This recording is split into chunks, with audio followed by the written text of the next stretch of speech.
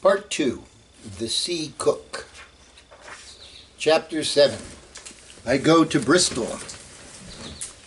It was longer than the squire imagined ere we were ready for the sea, and none of our first plans, not even Dr. Livesey's, of keeping me beside him, could be carried out as we intended. The doctor had to go to London for a physician to take charge of his practice. The squire was hard at work at Bristol, and I lived on at the Hall under the charge of old Redruth, the gamekeeper, almost a prisoner, but full of sea dreams and the most charming anticipations of strange islands and adventures. I brooded by the hour together over the map, all the details of which I well remembered. Sitting by the fire in the housekeeper's room, I approached that island, in my fancy, from every possible direction.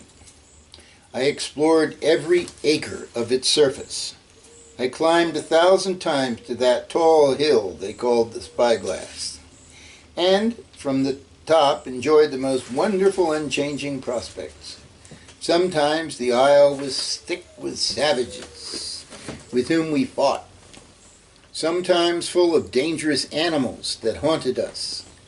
But in all my fancies, nothing occurred to me so strange and tragic as our actual adventures.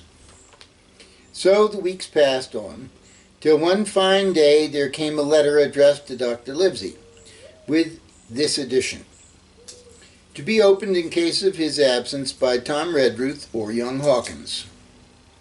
Obeying this order, we found, or rather I found, for the gamekeeper was a poor hand at reading anything but print, the following important news. Old Anchor Inn, Bristol, March 1st. Dear Livesey, as I do not know whether you are at the Hall or still in London, I send this in double to both places. The ship is bought and fitted. She lies at anchor, ready for sea. You never imagined a sweeter schooner. A child might sail her. 200 tons. Name Hispaniola. I got her through my old friend, Blandly, who has proved himself throughout the most surprising trump. The admirable fellow literally slaved in my interest, and so, I may say, did everyone in Bristol. As soon as they got wind of the port we sailed for. Treasure, I mean. Uh-oh. Redruth, said I, interrupting the letter. Dr. Livesey will not like that. The squire has been talking Walter, no. after all. Walter. Well, who's a better right, growled the gamekeeper. A pretty rum go if squire ain't to talk for Dr. Livesey, I should think. At that I gave up all attempt at commentary and read straight on. Blandly himself found the Hispaniola by the most admirable management, got her for the merest trifle. There is a class of men in Bristol monstrously prejudiced against Blandly. They go the length of declaring that this honest creature would do anything for money, that the Hispaniola belonged to him, that he sold it to me absurdly high, the most transparent calumnies. None of them dare, however, to deny the merits of the ship. So far, there was not a hitch. The workpeople, to be sure, riggers and what not, were most annoyingly slow, but time cured that. It was the crew that troubled me. I wished a round score of men, in case of natives, buccaneers, or the odious French. And I had the worry of the deuce itself, to find so much as half a dozen, till the most remarkable stroke of fortune brought me the very man that I required. I was standing on the dock when, by the merest accident, I fell in talk with him. I found he was an old sailor, kept a public house, knew all the seafaring men in Bristol, and had lost his health ashore, and wanted a good berth as cook to get to sea again. He had hobbled down there that morning, he said, to get a smell of the salt. I was monstrously touched. So would you have been, and out of pure pity I engaged him on the spot to be ship's cook. Long John Silver he is called, and has lost a leg, but that I regard as a recommendation, since he lost it in his country's service under the immortal Hawk. He has no pension, Livesey. Imagine the abominable age we live in. Well, sir, I thought I had found only a cook, but it was a crew I had discovered. Between Silver and myself, we got together in a few days a company of the toughest old salts imaginable. Not pretty to look at, but fellows by their faces of the most indomitable spirit. I declare we could fight a frigate. Long John even got rid of 2 out of the 6 or 7 I had already engaged.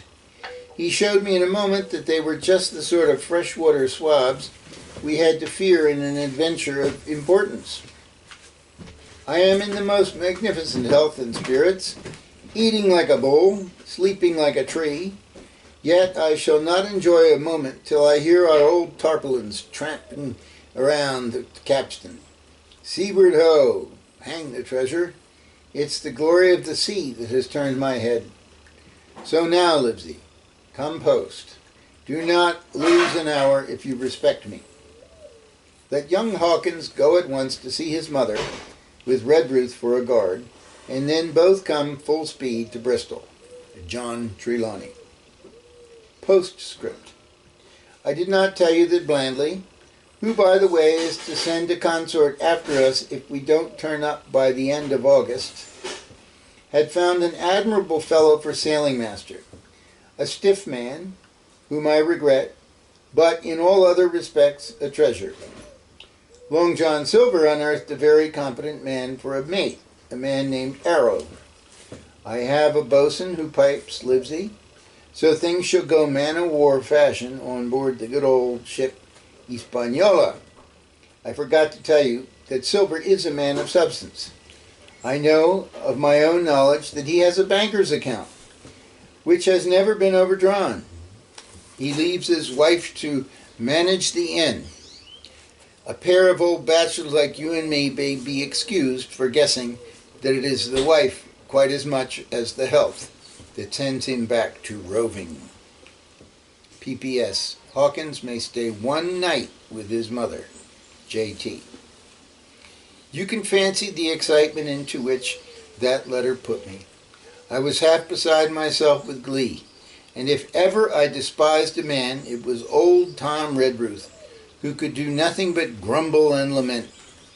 Any of the under gamekeepers would gladly have changed places with him, but such was not the squire's pleasure, and the squire's pleasure was like law among them all. Nobody but old Redruth would have dared so much as even to grumble. The next morning, he and I set out on foot for the Admiral Benbow, and there I found my mother in good health and spirits. The captain, who had so long been a cause of so much discomfort, was gone where the wicked cease from troubling. The squire had had everything repaired, and the public rooms and the sign repainted, and had added some furniture, above all a beautiful armchair for mother in the bar. He had found her a boy as an apprentice also, so that she should not want help when I was gone. It was on seeing that boy that I understood for the first time my situation. I had thought up to that moment of the adventures before me, not at all of the home that I was leaving.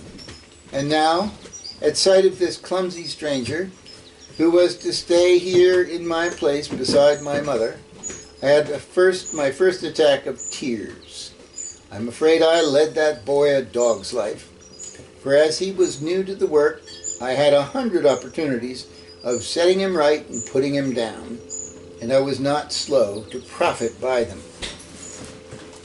The night passed, and the next day after dinner, Redruth and I were afoot again, and on the road I said good-bye to my mother and the cove where I had lived since I was born, and the dear old Admiral Benbow, since he was repainted no longer quite so dear. One of my last thoughts was of the captain, who had so often strode along the beach with his cocked hat, his saber-cut cheek, and his old brass telescope. Next morning, we had turned the corner, and my home was out of sight. The mail picked us up about dusk at the Royal George on the Heath. I was wedged in between Redruth and a stout old gentleman, and in spite of the swift motion and the cold night air, I must have dozed a great deal from the very first, and then slept like a log, uphill and down dale, through stage after stage, for when I was awakened at last, it was by a punch in the ribs, and I opened my eyes to find that we were standing still before a large building in a city street, and that the day had already broken a long time. "Where are we?" I asked. "Bristol," said Tom. "Get down." Mr. Trelawney had taken up his residence at an inn far down the docks, so to superintend the work upon the schooner. Thither we had now to walk, and our way, to my great delight, lay along the quays and beside the great multitude of ships of all sizes and rigs and nations. In one, sailors were singing at their work. In another, there were men aloft, high over my head, hanging to threads that seemed no thicker than a spider's. Though I had lived by the shore all my life, I seemed never to have been near the sea till then. The smell of tar and salt were something new. I saw the most wonderful figureheads that had all been far over the ocean. I saw besides many old sailors with rings in their ears and whiskers curled in ringlets and tarry pigtails and their swaggering clumsy sea walk.